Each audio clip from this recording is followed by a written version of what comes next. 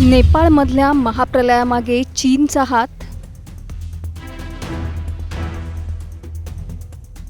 तिबेटमध्ये नेमकं काय घडलं? चीनने नेपाळला इशारा का दिला नाही? एका क्षणात नदीचा प्रवाह बदलला. पुढच्या क्षणी घरं वाहून गेली, रस्ते गायब झाले आणि डोळ्यांसमोर पाण्याच्या रौद्र लाटांनी संपूर्ण वस्ती गिळंकृत केली. नेपाळमध्ये 26 ऑगस्टला झालेल्या या महापुराची दृश्य अंगावर काटा आणणारी आहेत. पण या महाप्रलयाची खरी थरारक गोष्ट इथे सुरू होते. हा पूर नेपाळच्या भूमीत तयार झाला नव्हता. या विनाशाची सुरुवात झाली होती तिबेटच्या दिशेने. आणि आता नेपाळमध्ये एकच सवाल विचारला जातोय, जर चीनच्या हद्दीतून संकटांचा हा लोंढा खाली येत होता तर नेपाळला आधीच इशारा का मिळाला नाही? चीनच्या तिबेटमधील बांधकामांवरही गंभीर सवाल उपस्थित केले जात आहेत. पण चीन खरंच या आपत्तीला जबाबदार आहे का?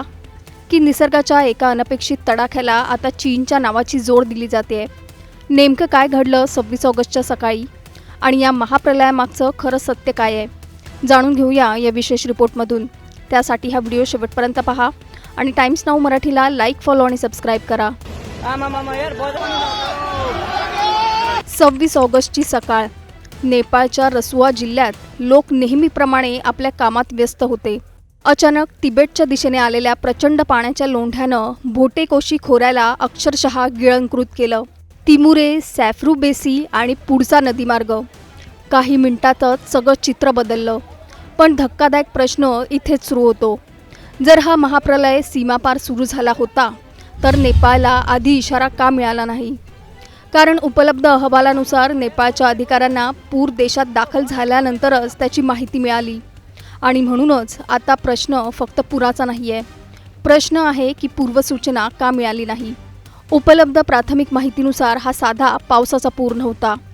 तिबेटच्या भागात हिमनदीचा मोठा भाग, बर्फ आणि खडक कोसळल्याने नदीचा प्रवाह अडला. पाण्याचा प्रचंड साठा तयार झाला आणि अचानक हा नैसर्गिक अडथळा फुटला. त्यानंतर निर्माण झालेल्या पाण्याचा आणि दगडमातीचा महाप्रचंड लोंढा लेंडे नदीमार्गे खाली आला आणि त्यानं पुढे भोटेकोशी खोऱ्यात कहर केला. सॅटेलाईट इमेजेस आणि तांत्रिक विश्लेषणातूनही हिमनदी किंवा बर्फ खडक कोसळण्याचा हा दुवा समोर आलाय. अंतिम कारण निश्चित करण्यासाठी तपास सुरू आहे. पण मग चीनवर आरोप का? कारण या आपत्तीचा उगम नेपाळच्या सीमेपलीकडे तिबेटमध्ये झाला आणि इथेच सुरू होतो अर्ली वॉर्निंगचा सर्वात मोठा प्रश्न. नेपाळच्या अधिकाऱ्यांच्या माहितीनुसार पूर सीमा ओलांडल्यानंतर काही मिनिटांनी माहिती मिळाली. त्यानंतर नेपाळच्या यंत्रणेनं खालील भागांना अलर्ट पाठवला. पण रसुआ भागातील लोकांसाठी तोपर्यंत खूप उशीर झाला होता. नेपाळमधील काही पत्रकार आणि विश्लेषक आता चीनच्या तिबेटमधील मोठ्या प्रमाणावरील बांधकामांकडे बोट दाखवत आहेत. त्यांचा आरोप आहे की संवेदनशील हिमालयीन भागात सुरू असलेले रस्ते, सीमावर्ती वसाहती आणि इतर बांधकामांमुळे पर्यावरणीय संतुलन बिघडतंय. काही नेपाळी पत्रकार समूहांनी तर या बांधकामांचा आणि अचानक आलेल्या आपत्तीचा संबंध जोडण्याचा दावा केलाय. पण इथे एक गोष्ट अत्यंत महत्त्वाची आहे. हा आरोप आहे अद्याप सिद्ध झालेला निष्कर्ष नाही. कारण तज्ज्ञांच्या प्राथमिक विश्लेषणात सध्या हिमनदीचा कोसळलेला भाग, त्यातून नदी अडणं आणि त्यानंतर आलेला अचानक पूर हा मुख्य घटनाक्रम समोर येतोय. म्हणजेच नैसर्गिक आपत्ती खरी आहे, पण तिचं प्रमाण इतकं भीषण का झालं आणि लोकांना वेळेत इशारा का मिळाला नाही? हे दोन प्रश्न अजूनही अनुत्तरित आहेत. कल्पना करा, डोंगराच्या पलीकडे प्रचंड पाण्याचा साठा तयार होतो, नदीचा प्रवाह अडतो आणि काही क्षणात हजारो टन पाणी, बर्फ, दगड आणि माती खाली झेपावते. अशा परिस्थितीत 10 मिनिटांचाही इशारा म्हणजे शेकडो जीव वाचवण्याची संधी. नेपाळच्या हायड्रोलॉजिस्टच्या माहितीनुसार पूर सीमा ओलांडल्यानंतर माहिती मिळाली आणि त्यानंतर डाऊनस्ट्रीम भागांना इशारे पाठवण्यात आले. पण वरच्या भागात असलेल्या काही ऑटोमॅटिक मॉनिटरिंग स्टेशन्सनाही या महापुराचा तडाखा बसला. म्हणजेच आपत्ती आली तेव्हा यंत्रणेलाही पुरेसा वेळ मिळाला नाही. आणि याच कारणामुळे आता नेपाळमध्ये चीनसोबतच्या सीमापार आपत्ती पूर्वसूचना यंत्रणेवर प्रश्न उपस्थित होत आहेत.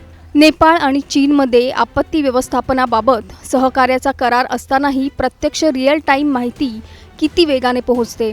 हा प्रश्न आता गंभीर झालाय. चीनची बाजू नेमकी काय आहे? पण या संपूर्ण प्रकरणात चीनची बाजूही समजून घेणं गरजेचं आहे. चीनच्या नेपाळमधील दूतावासाने नेपाळला वेळेवर इशारा दिला नाही या आरोपांना फेटाळून लावलंय. चीनी बाजूने हे दावे दिशाभूल करणारे असल्याचं म्हटलंय. म्हणजेच एकीकडे नेपाळमध्ये सवाल, चीनने आधी माहिती का दिली नाही, तर दुसरीकडे चीनचं म्हणणं आहे आम्हालाच परिस्थितीची पूर्ण माहिती नव्हती आणि त्यामुळे या महाप्रलयाभोवतीचा सर्वात मोठा रहस्याचा धागा अजूनही कायम आहे. नेमकं काय घडलं? हिमनदी कोसळली कशी? नदीचा प्रवाह किती वेळ अडला होता? चीनच्या बाजूला नेमकी कोणती परिस्थिती निर्माण झाली होती? आणि सर्वात महत्त्वाचं, नेपाळला काही मिनिटं आधी माहिती मिळाली असती तर किती जीव वाचले असते? या महापुरानं एक गोष्ट मात्र स्पष्ट केली आहे, हिमालय आता केवळ पर्वत राहिलेला नाही, तो बदलत्या हवामानाचा, वितळणाऱ्या हिमनद्यांचा, वाढत्या बांधकामांचा आणि सीमापार आपत्तींचा धोकादायक केंद्रबिंदू बनतोय. आज नेपाळ आहे, उद्या हीच आपत्ती हिमालयाच्या दुसऱ्या खोऱ्यात होऊ शकते. म्हणून हा प्रश्न फक्त नेपाळचा नाही आहे, हा संपूर्ण हिमालयाचा प्रश्न आहे. आणि चीनवरचे आरोप सिद्ध होतात की नाही हे तपासातून स्पष्ट होईल.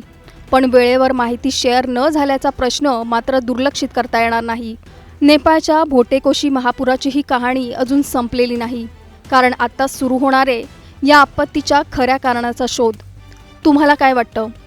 ही फक्त नैसर्गिक आपत्ती होती की सीमापार माहिती लपवण्यात आल्याने नुकसान वाढलं? तुमचं मत आम्हाला खाली कमेंटमध्ये नक्की सांगा आणि चॅनलला सबस्क्राईब करा. मी पूजा भोसले. आम्ही कैलास मानसरोवर यात्रेसाठी आलो होतो. 23 आणि 24 ऑगस्ट रोजी आमची 2 सदस्यांना तीव्र ऑक्सिजन कमतरतेचा गंभीर त्रास झाला.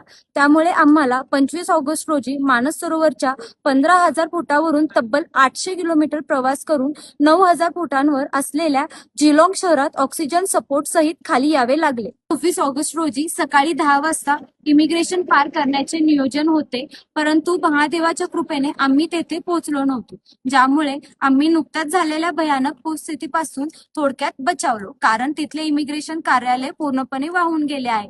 मात्र आता आम्ही जिलॉंग शहरात अडकलेलो असून हायपोक्सियाची गंभीर आरोग्य समस्या भेडसावत आहे.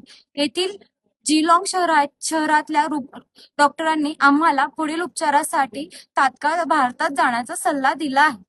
या आपत्तीच्या आणि संकटाच्या प्रसंगी आमच्या टूर ऑपरेटरने आम्हाला पूर्णपणे वाऱ्यावर सोडले आहे. आम्ही 4 भारतीय नागरिक सध्या अत्यंत जीवघेण्या परिस्थितीत आहोत. आमचे प्राण वाचवण्यासाठी आम्ही राज्य सरकार आणि केंद्र सरकारला कळकळीची विनंती करतो की तात्काळ हेली रेस्क्यूची व्यवस्था करावी. आम्हाला पूर्ण विश्वास आहे की आपले पंतप्रधान माननीय श्री नरेंद्र मोदीजी आणि मुख्यमंत्री माननीय श्री देवेंद्र फडणवीसजी आमची नक्की काळजी घेतील.